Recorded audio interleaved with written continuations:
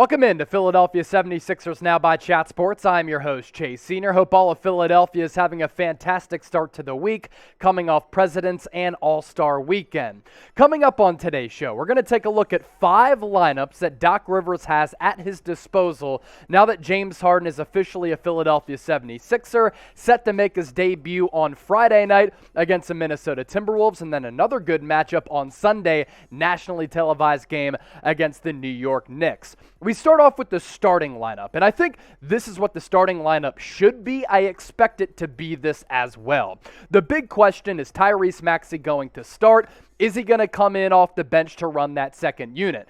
Given the momentum he's been able to establish this year, how well he's been playing, averaging around 17 points per game, I'd keep him in this lineup. He can play on ball, off ball, so too can James Harden. So I think this is going to be the starting lineup.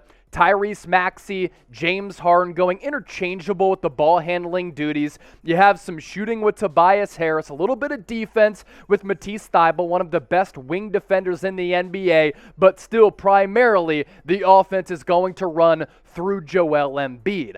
I think Tyrese Maxey should start. What do Sixers fans think? Interested to see where you're at on this. Type S for you think he should start. Type B if you think Tyrese Maxey should come in off the bench. Let me know in the comment section right now and be sure to get those votes in. Next lineup of 5. Daryl Morey had went on the Rights to Ricky Sanchez podcast with Spike Eskin and Mike Levin and said, the big winner in this James Harden acquisition, it's Danny Green, because he's going to get a lot of open looks from beyond the arc, especially in the corner. Think Danny Green basically being the Sixers version of what Eric Gordon was with the Houston Rockets. He is going to be left vacant around the three-point arc. So with this lineup, it's the Danny Green wins lineup. You still have Maxey and Harden going back and forth, bringing the ball up the deck, and really being able to matriculate down the floor and run the offense. You still have Tobias Harris and Joel Embiid, but more shooting as compared to when you had Matisse Thybulle in the lineup with Danny Green, who can really let it fly from anywhere around the three-point perimeter. With Harden coming to Philadelphia, and given what Daryl Morey had said about Green being a big winner, do you think that the beard in James Harden is going to help elevate his game so that he can get some more three-point opportunities, especially now that Seth Curry is with the Brooklyn Nets? Y for yes, N for no. If you're new to us here at Chat Sports, you get the vibe. We're all about the audience interaction, so once again, get that comment section popping.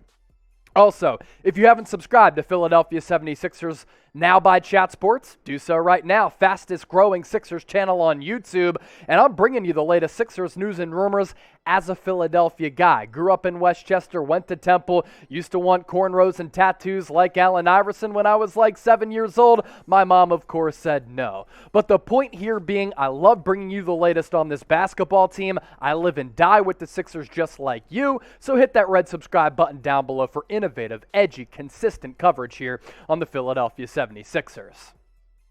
Next lineup to get to, the FURKAN Wild lineup. This one featuring FURKAN Korkmaz and James Harden as the primary ball handler. This is the type of lineup that we really saw a lot of back when he was playing with the Houston Rockets, and the theme here, he is surrounded by a bevy of shooting options. James Harden running the point, FURKAN Korkmaz at the 2, and really a bunch of players who can let it fly from distance and just provide James Harden with the floor spacing to give him driving opportunities, ample opportunities to take the ball to the cup, but also because these guys can shoot, there's going to be a lot of movement. So if Harden wants to let a three-point rip, then he can as well.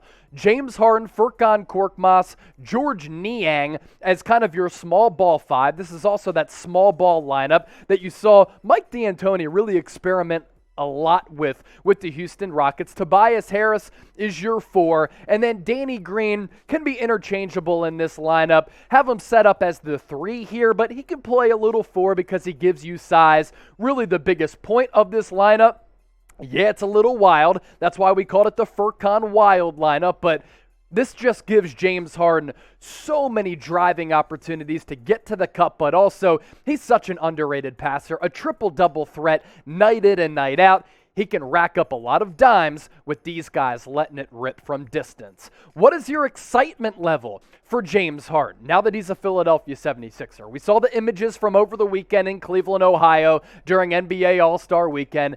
Him posing with the answer and Allen Iverson, him dapping up Joel Embiid with Michael Rubin courtside. I can't wait to see Harden rocking a Sixers uniform.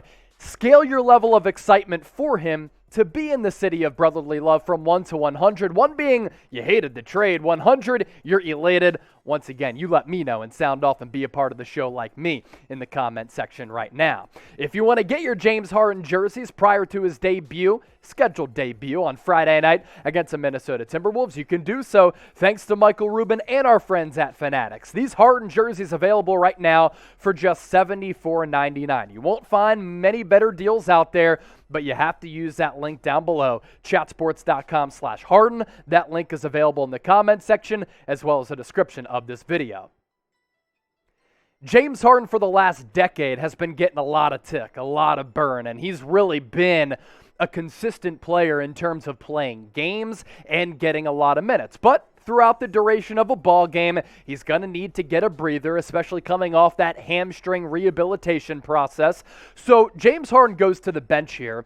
Tyrese Maxey is really just the primary ball handler here. You give him a shooter and FURKAN Korkmaz because this is the Maxey lineup. George Niang can play the 4. You bring Embiid back on the floor, and we know that he's going to mix it up down low as well as stretch his game out to the three-point arc. That's why he's the most dominant force in the NBA, because nobody can stop him when he's humming in that fashion, inside-outside aspect to his game. You bring about some defense because you have some offensive options in Korkmaz as well as Embiid and Niang. So Matisse Thybulle is a part of this Maxey lineup as a guy who can stretch the floor and give you high-level defense. We haven't talked about Shake Milton yet, and I like his ability to bring the ball up.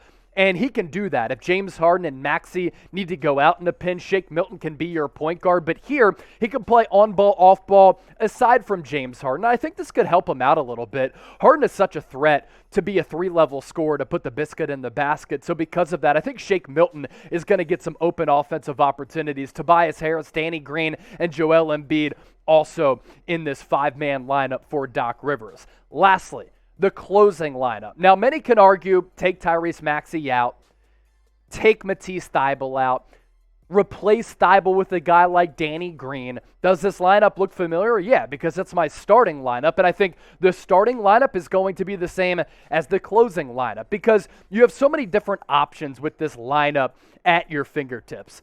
Tyrese Maxey on the fast break can bring the ball up. In the half court, he can do the same. Or he can hand those duties over to James Harden. And Maxey, he's been shooting around 40% from 3, so he is a threat to let it rain from beyond the arc. Tobias Harris, inside-outside aspect of his game as well. In the guts of the game, though, you really need some defense. Joel Embiid always vying for Defensive Player of the Year. Matisse Thybulle is as well, and I think he's only going to continue to really rise up the ranks as far as him getting more respect on the defensive end of the floor. I mean, the job he did on Steph Curry earlier this year at the Wells Fargo Center was masterful. If he can just become a more competent three-point shooter, that makes this lineup even more dangerous. Now, I'm not expecting Matisse Thybulle to be a more competent three-point shooter this year. Hopefully that happens in the years to come. But with this lineup, you get a mixture of everything. Very good premier defense with Embiid and Thybulle, 2 ball-handling options. You also have shooting options as well because James Harden, Tyrese Maxey, Tobias Harris can do that for you. If Thybulle's off, if his confidence is a little bit shaky, then you can go with Danny Green, a guy who's won 3 championships throughout his NBA career. So which lineup do you like the best of those 5? Technically there were 6, but the starting and closing lineup are going to be the same for me. Type 1, 2, 3, 4, or 5. Let me know which lineup you like the best. And if you want to talk about the Sixers, you want to talk about life, you want to talk about the NBA, you want to talk about James Harden being a Sixer, hit me up on Twitter and Instagram at Chase_Senior. I made it easier for the homies. It's the same handle on both social media platforms. Make sure you give me a follow, hit me up, give me a DM, give me a shout. I'll be sure to get back to you, and I look forward to mixing it up.